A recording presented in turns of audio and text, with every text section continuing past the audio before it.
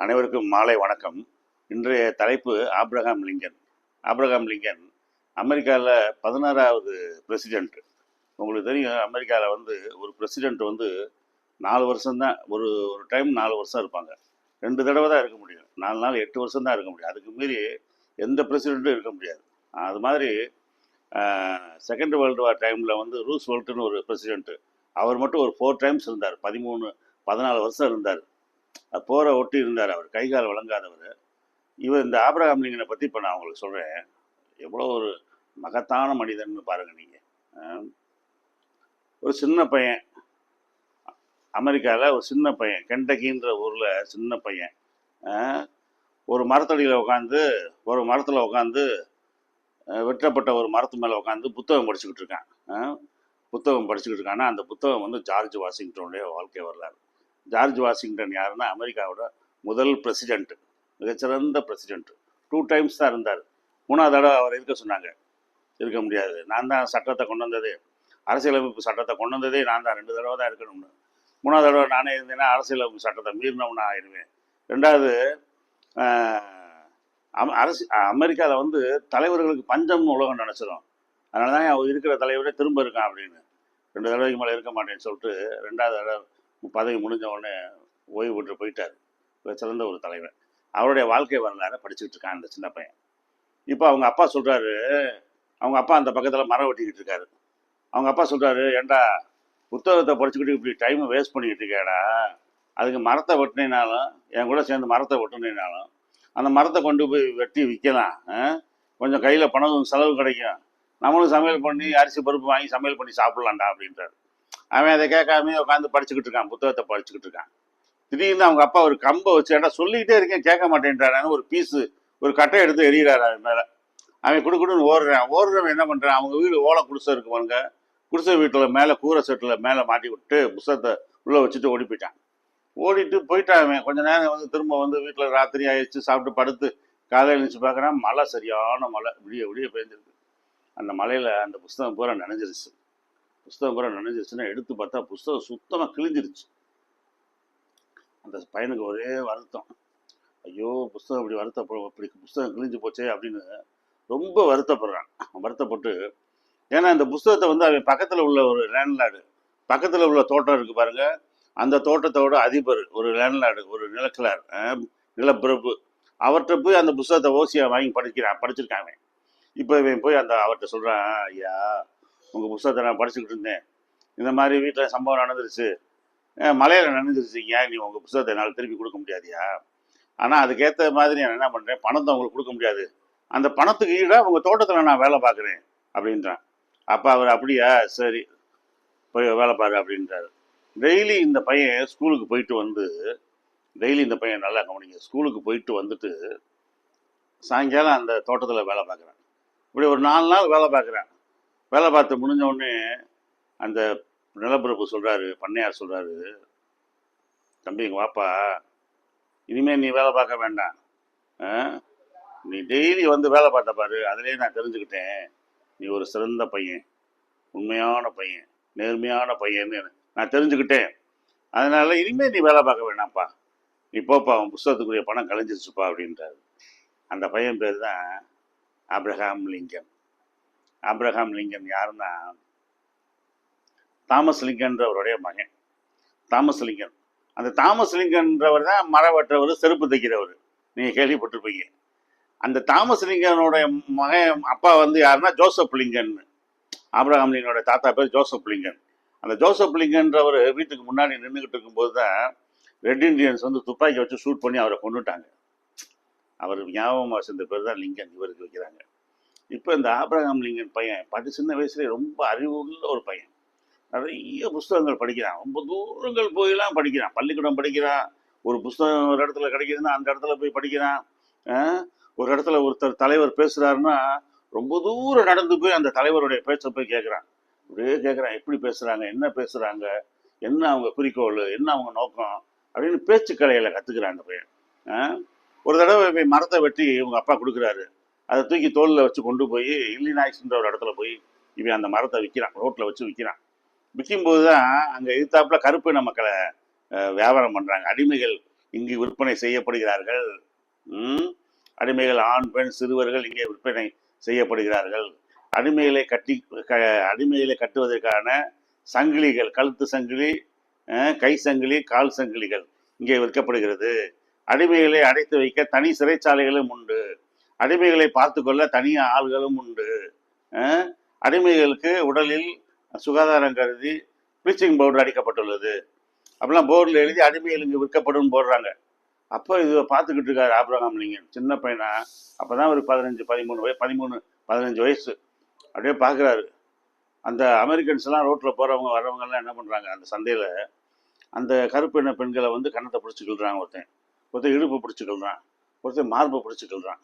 நல்லா இருக்கா, அழகா, நல்லா இருப்பாங்களா, குவாலிட்டியாக இருப்பாங்களா அப்படின்னு அவங்ககிட்ட பேரம் பேசிக்கிட்டு அந்த கருப்பின மக்களை அடிமைகளை வாங்கிட்டு போகிறாங்க. அப்போ அடிமை வியாபாரம், மனிதனே விற்கிறான் பாடுறான், மனிதனே வாங்குறான் பாடுறான், அவனை அடிமையாக நடத்துகிறான் பாடுறான்ட்டு அந்த அப்படியே ஆபிரகாம் லிங்கன் வேதனைப்பட்டு அவர் என்ன பண்ணி சொல்கிறாரு. அந்த நேரத்தில் அவர் மனசுக்குள்ள சொல்கிறாரு, இந்த அமெரிக்காவை ஆளும் அதிகாரம் மட்டும் என்னிடம் கிடைத்தால், இந்த அடிமை முறைன்ற முறை மீது சம்மட்டியால் ஓங்கி அடிப்பேன் என்றார். அதை ஒன்றும் நாம உடைச்சு அறிவேன் என்றார். என்ன உயர்ந்த என்ன பாருங்க, சின்ன வயசுலேயே அப்படியே அவர் நாட்கள் கிடக்குது. சட்டக்கல்லூரி மாணவனாகி கடைசியில் அமெரிக்காவோட பிரசிடெண்டாகவே ஆயிடுறார். பிரசிடெண்டாகவே ஆன உடனே கரெக்டாக அவருடைய அமெரிக்காவோட 16வது பிரசிடென்ட். நீங்கள் நல்லா தெரிஞ்சுக்குங்க, அமெரிக்காவில் வந்து பிரசிடென்ட் வருவாங்க போவாங்க, மென்மே கம் அண்ட் மென்மே கோ, யார் வேணாலும் வா. ஆனால் அமெரிக்காவுடைய கொள்கைகள் இருக்கு பாருங்க, அந்த கொள்கைகளின் படி தான் பிரசிடென்ட் வாழணும். பிரசிடென்ட்டுக்குரிய கொள்கைகள் படி அமெரிக்கா வாழ முடியாது. அமெரிக்காவில் ஒரு முக்கியமான ஒரு தலைவர்கள்னா ஜார்ஜ் வாஷிங்டன் ஒருத்தர், தாமஸ் ஜெஃபர்சன் ஒருத்தர், ரூஸ்வெல்ட்னு ஒருத்தர், ஆபிரகாம் லிங்கன் ஒருத்தர். முக்கியமானவங்க இவங்க மட்டும்தான். மற்றவங்க நிறைய பேர் வந்தாங்க, நீங்கள் வரலாற்றில் படிச்சிருப்பீங்க. நிறைய பேர், இந்த பைடனு, பில் கிளின்டனு, ஜார்ஜ் புஷ்ஷு, அப்பா புஷ்ஷு, ரொனால்டு ரீகனு, ஏகப்பட்ட பிரசிடெண்ட்டுங்க வந்தாங்க. 2 வருஷம் 2 டைம் இருந்துட்டு போனாங்க. ஆனால் வரலாற்றில் இடம்பெற்றவர்கள் வந்து ஆபிரகாம் லிங்கன், ஜார்ஜ் வாஷிங்டன் மாதிரி ஆளுங்க தான் உயர்ந்த மனிதர்களாக இருந்தாங்க. இவர் எப்படி உயர்ந்த மனிதன் அப்படின்னா, இவர் வந்து இப்போ வந்து இவர் பிரசிடென்ட் ஆயிட்டாரு. பிரசிடென்ட் ஆன உடனே அமெரிக்காவோட 16வது குடியரசுத் தலைவர் ஆயிட்டார். ஆன உடனே இவர் நினைச்சிருந்தா அடிமை முறையை வந்து விடுதலை பண்ணாமல் கூட போயிருந்துருக்கலாம், நல்லா வாழ்ந்திருக்கலாம். ஆனால் என்னைக்கு சின்ன வயசுல நினைச்சாரு அந்த அடிமை வியாபாரத்தை ஒழிக்கணும்னு, அந்த இதை சட்டமாக கொண்டு வராரு. ஸோ அடிமை முறை இனிமே கிடையாது, ஸ்லேவரின்றதே அமெரிக்காவில் கிடையாது, அடிமையை விற்கிறதோ வாங்குவதோ சட்டப்படி குற்றம்ன்றார். அப்போ அமெரிக்காவில் நல்லா தெரிஞ்சுக்குங்க, தெற்கு பகுதி, நம்ம இந்தியாவில் தெற்கு பகுதி மாதிரி அமெரிக்காவில் தெற்கு பகுதி, வடக்கு பகுதி மக்கள் வந்து ஆபிரகாம் லிங்கனை ஆதரிக்கிறாங்க. அடிமை முறை இனிமேல் கூடவே கூடாதுன்றாங்க. தெற்கு பகுதியில் உள்ள மக்கள் சொல்கிறாங்க, அடிமைகள் இருந்தால் தானே நம்ம தோட்ட வேலை செய்ய முடியும், விவசாய வேலை செய்ய முடியும், வயல்களில் வேலை செய்ய முடியும், நம்ம வந்து காப்பி, ரப்பரு, டீ, காட்டனு, பருத்தி, ஏகப்பட்ட விவசாயம் பண்ணுறோம், ஏகப்பட்ட தொழில் செய்கிறோம், இதுக்கெல்லாம் அடிமைகள் இருக்கணுமே. அடிமைகள் இருந்தால் தானே நம்ம நிலங்களெல்லாம் நீங்கள் பார்த்துக்கிற முடியும். அப்புறம் நீங்கள் அடிமைகளை விடுதலை பண்ணிட்டீங்கன்னா அப்படின்னு. அதெல்லாம் கிடையாது, அடிமை முறை இனிமேல் கிடையாதுன்றாங்க. உள்நாட்டு போர், சிவில் வார், அமெரிக்கன்ஸே சண்டை போடுறாங்க. பயங்கரமான சண்டை, டெய்லி சண்டை நடக்குது. அமெரிக்கர்களே அடித்து ஒருத்தர் அடித்து கொண்டுக்கிறாங்க, துப்பாக்கியால் ஷூட் பண்ணுறாங்க. ரொம்ப கஷ்டமான ஒரு சூழ்நிலையில் கடைசியில் ஆபிரகாம் லிங்கன் ஜெயிச்சிட்டார். அந்த சிவில் வார், உள்நாட்டு சிவில் வாரில் ஆபிரகாம் லிங்கன் ஜெயிச்சுட்டு அடிமை முறை அமெரிக்காவில் ஒழிக்கப்பட்டது. ஆனால் அடிமைகளுக்கான முழுமையான அந்த உரிமைகள் வந்து கொடுக்கப்படல, அது வேற விஷயம். மார்ட்டின் லூதர் கிங் மாதிரி ஆளுகள்லாம் வந்து அவருக்காக போகிற Malcolm X, Martin Luther King, Muhammad அலியா மாதிரி ஆளுகள்லாம் போராடினாங்க, அது ரெண்டாவது. ஆனால் அடிமை முறையை வந்து முதல்ல ஒழிச்சவர் வந்து ஆபிரகாம் லிங்கன். நான் என்ன சின்ன வயசில் நினைச்சாரோ அதே செஞ்சார் அவர். ஆனால் அந்த பதவிக்கு வர்றதுக்கு முன்னாடி, அந்த அமெரிக்காவோட பிரசிடெண்டாக வர்றதுக்கு முன்னாடி அவர் அடைந்த தோல்விகள் உலகத்தில் வேற யாருமே அந்த மாதிரி தோல்வியே அடையாதன்றாங்க. சன் ஆஃப் ஃபெயிலியர்ன்றாங்க, சன் ஆஃப் மிஸ்பார்ச்சூன்றாங்க. அவன் தோல்வியோட மைந்தன்றான்றாங்க. யார? ஆபிரகாம் லிங்கனை. ஒவ்வொரு சின்ன ஏரியாவில் ஒரு சின்ன எலெக்ஷனா ஒரு ஒரு கவுன்சிலர் எலெக்ஷனா தோக்குறாரு, ஒரு வட்ட செயலாளர் எலெக்ஷனா தோக்குறாரு, ஒரு பஞ்சாயத்து தலைவர் எலெக்ஷனா தோக்குறாரு, ஒரு செனட் எலெக்ஷனா தோக்குறாரு, ஒரு சபாநாயகர் எலெக்ஷனா தோக்குறாரு. தோல்வி தோல்வி தோல்வி தோல்வி தோல்வியா அடைஞ்சிட்டு பின்வாங்காம கடைசியில வந்து பிரசிடென்டா உட்கார்றாரு. ஆபிரகாம் லிங்கன் சொல்றாரு, நான் தோல்வி என்ற படிக்கட்டுகளின் மீது ஏறி வெற்றி என்ற அரியணையில் அமர்ந்தேன். எப்படி பாருங்க, நான் தோல்வி என்ற படிக்கட்டுகளின் மீது ஏறி வெற்றி என்ற சிம்மாசனத்தில் அமர்ந்தேன் அப்படின்றார்.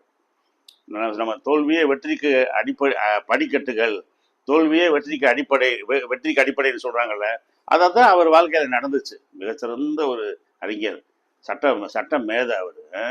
அமெரிக்காவில் கெட்டிஸ்பர்கில் அவர் பேசின 3 வார்த்தைகள், 3 நிமிஷ வார்த்தைகள் இன்னும் பொறிக்கப்பட்டது. மிக அருமையான ஒரு அறிஞர் அவர். அவர் வந்து அவர் மேடையில் பேசிக்கிட்டு இருக்கும்போது அவர் வாழ்க்கையில் நடந்த சில விஷயங்களை நான் சொல்கிறேன். அவர் வந்து இல்லினாய்ஸில் இருக்காரு. அப்போ மேடையில் பேசிக்கிட்டு இருக்கும்போது ஒருத்தர் சொல்கிறான், மிஸ்டர் லிங்கன் அப்படின்றான். எஸ் அப்படின்றாரு. உங்கள் அப்பா ஒரு செருப்பு தைக்கும் தொழிலாளி தெரியுமா அப்படின்றான். ஆமாம் தெரியும். உங்கள் அப்பா தைச்ச செருப்பு இன்னும் நான் போட்டுக்கிட்டு இருக்கேன் அப்படின்றாரு. உடனே ஆபிரகாம் லிங்கன் சொல்கிறாரு, எங்கள் அப்பா செருப்பு தைப்பார், அவர் தைக்கிற செருப்பு எப்பயும் ரொம்ப உபயோகமாக இருக்கும், ரொம்ப நீடித்து உழைக்கும். அதான் நீங்கள் காலில் இன்னும் போட்டிருக்கீங்க பார்த்துருக்கீங்களா? இன்னும் உங்கள் காலில் போட்டிருக்க மாதிரி. எங்கள் அப்பா இறந்து ரொம்ப நாள் ஆச்சு, ஆனாலும் அவர் செருப்பை நீங்கள் போட்டிருக்கீங்க. அப்போ நீடித்து உழைக்கும் எங்கள் அப்பா, அந்த டியூரபிலிட்டி எங்கள் அப்பாவுடைய செருப்பில் இருக்கும் அப்படின்றாரு. அப்போ சொல்கிறார் ஆபிரகாம் லிங்கன், எங்கள் அப்பா செருப்பு தைக்கிறது மட்டும் இல்லை, நானும் செருப்பு தைப்பேன். அந்த செருப்பு அருந்து போச்சுன்னா அதை என்கிட்ட கொண்டாங்க, நான் உங்களுக்கு தச்சு தரேன்றார். கூட்டமே கைத்தட்டுது. அதாவது தன்னை வந்து இழிவுபடுத்துகிறவனையும் தன்னுடைய ப்ரெசன்ஸ் ஆஃப் மைண்டால் அவனை வந்து நோஸ்கட் பண்ணி விட்டார். அதான் ஆபிரகாம் லிங்கன். இன்னொருத்தர் சொல்கிறாரு, ஆபிரகாம் லிங்கன் எஸ் அப்படின்றார் ஆபிரகாம், உங்கள் வீட்டில் ஒரு கழுதை வண்டி இருந்துச்சு, அதில் ஒரு கழுதை இருந்துச்சு, இப்போ அது இருக்கா அப்படின்றாரு. உடனே ஆபிரகாம் லிங்கன் சொல்கிறாரு, இன்னும் இருக்குது, எங்கள் வீட்டுக்கு பின்னாடி அந்த வண்டி இருக்குது, ஆனால் அந்த கழுதை எங்கன்னு தான் தேடிக்கிட்டு இருந்தோம், இப்போ தான் தெரிஞ்சிச்சு எங்களுக்கு அந்த கழுதை எங்கே இருக்குது அப்படின்னு. அப்படின்னா என்ன, கேட்டவனை தான் கழுதைன்றாரு. சொல்லாமல் சொல்கிறார். ப்ரெசன்ஸ் ஆஃப் மைண்ட், சமயோஜித புத்தி. ஆபிரகாம் லிங்கன் பாருங்க.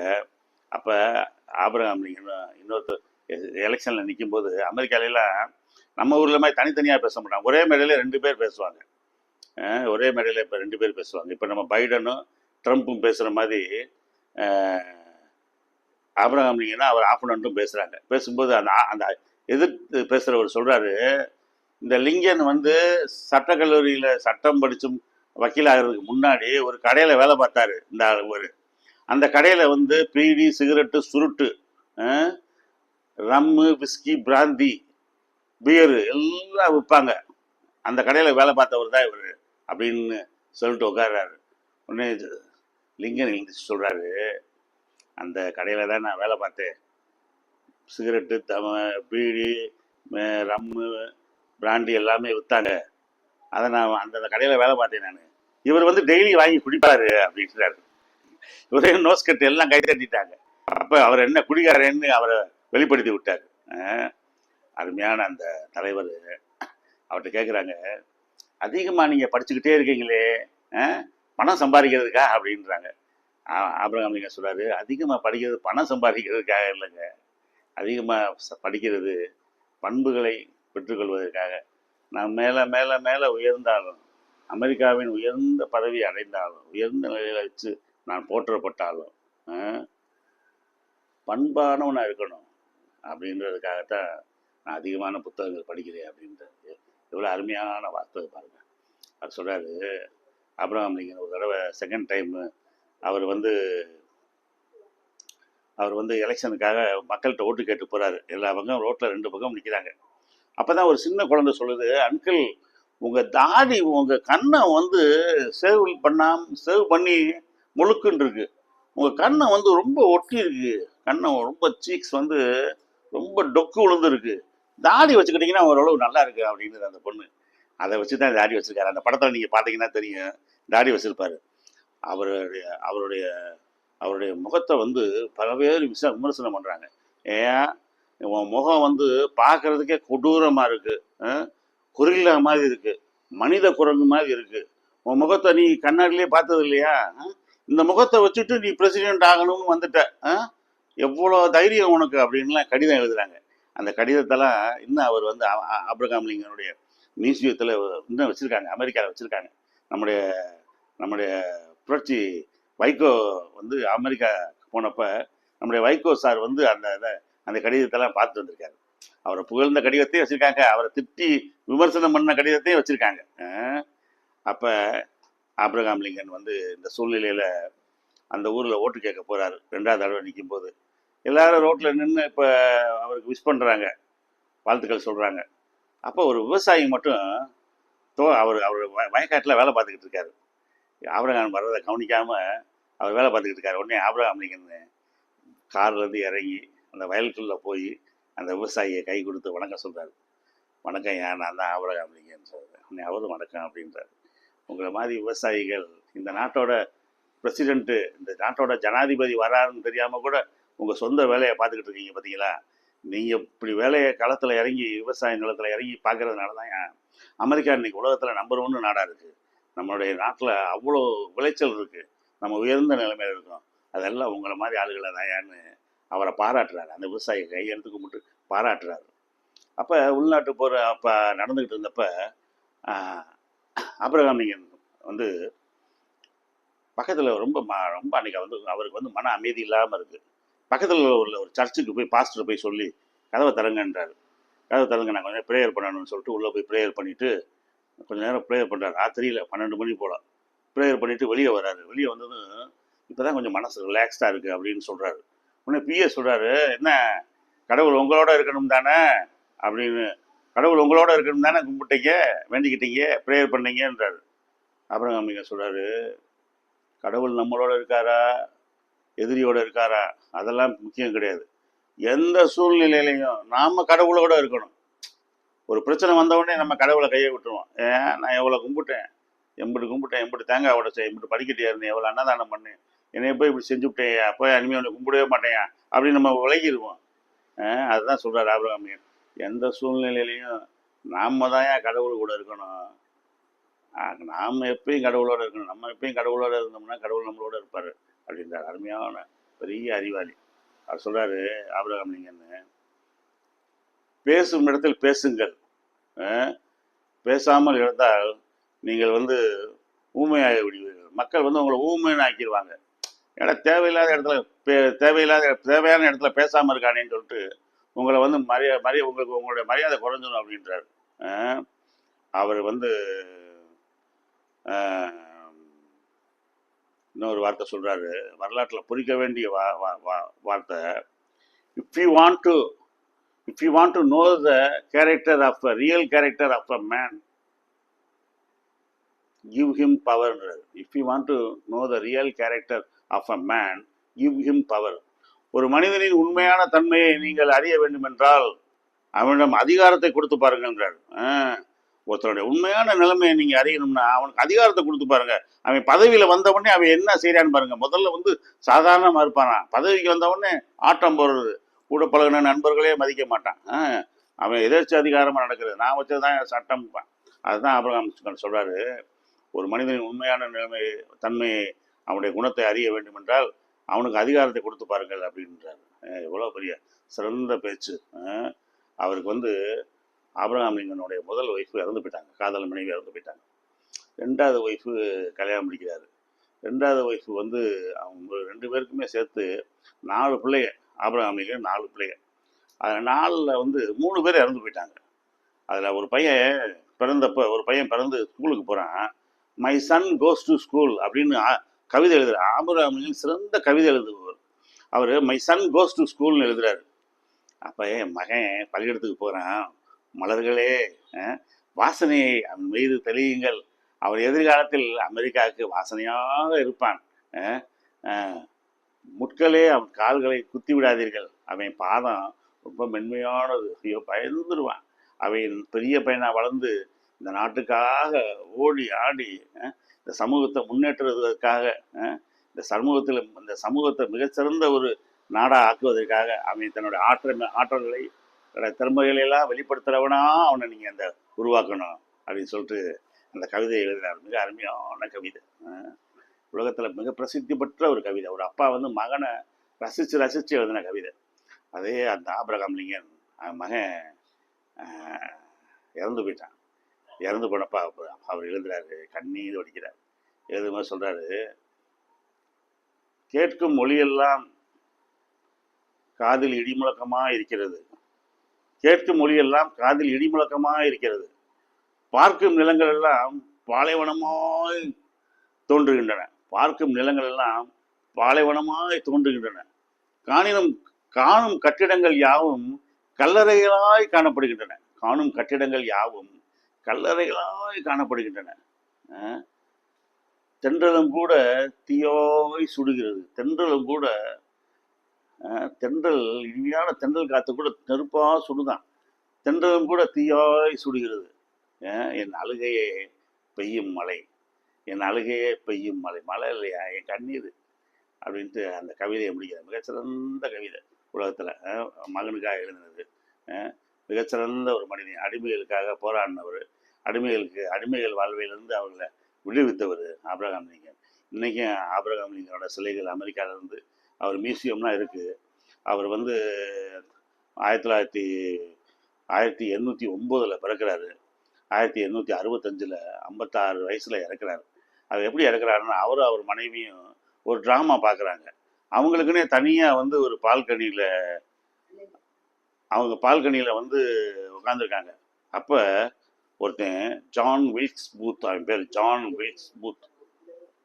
அந்த ஜான் வில்க்ஸ் பூத் வந்துன்றவன் வந்து என்ன பண்ணுறான், ஆபிரகாம் லிங்கனை வந்து துப்பாக்கியை வச்சு சுட்டுறான்.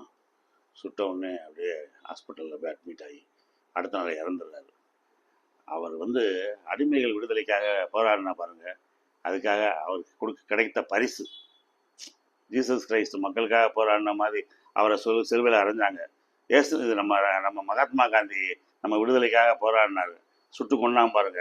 அது மாதிரி இந்த ஜான் வில்க்ஸ் பூத் வந்து அவரை சுட்டு கொண்டுட்டான். அப்புறம் ஒரு வாரம் கழிச்சு அவனை சுட்டு கொண்டுட்டாங்க. இருந்தாலும் அவன் ஒரு நாடக நடிகர். இப்படியாக அவருடைய கதை முடிந்தது. மிகச்சிறந்த ஒரு மனிதன், ஏழை மனிதன், ஒரு செருப்பு தைக்கும் தொழிலாளி, ஒரு விறகு வெட்டும் தொழிலாளியின் மகன், வழக்கறிஞராகி நல்லா படித்து அமெரிக்காவில் உயர்ந்த பதவிக்கு வந்து உயர்ந்த வாழ்க்கை வாழ்ந்தார். அமெரிக்காவில் இன்னைக்கும் உயர்ந்த ஒரு நிலையில் வச்சு போற்றப்படுகிறார். நன்றி, வணக்கம். உங்களுக்கு ஆபிரகாம் லிங்கனுடைய இந்த ஸ்டோரி உங்களுக்கு ரொம்ப பிடிச்சிருக்கும். இவர் வந்து 6 அடி 4 அங்குலம், அமெரிக்க பிரசிடென்ட்டுகளே மிக உயரமானவர், அதே இடத்துல பயங்கர தோற்றமாக இருப்பார். அவர் இந்த ஸ்டோரி உங்களுக்கு ரொம்ப பிடிச்சிருக்குன்னு நினைக்கிறேன். நீங்கள் வந்து சப்ஸ்கிரைப் பண்ணுங்கள். நன்றி, வணக்கம்.